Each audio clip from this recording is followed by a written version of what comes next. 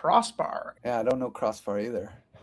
Me neither, but let's check them out live. Oh, and actually, it looks like Viper ended up getting a big donation, and so we almost would have skipped them if I didn't have to reload the page.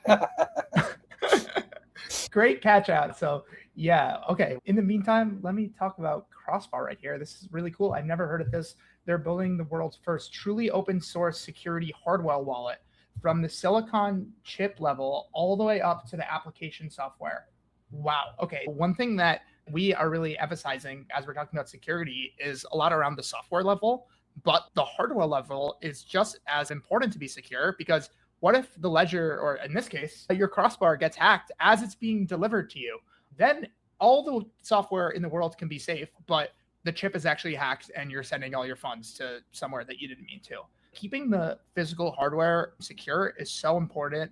Flashbots is doing really cool work on that. I watched a video where there was actually the world's most powerful microscope in Switzerland, and they're zooming in on chips to making sure that they haven't been hacked at all. It's pretty mind-blowing. I'm sure Crossbar is doing something like that in order to keep the chip safe. I want to challenge their claim that they're the first, because I do want to give a shout out to Firefly from the Ethers.js guy, Rick Moo, who's been pushing open source hardware wallets for a while. I do want to give these guys their flowers because it's not easy to do open source hardware. You are really limited.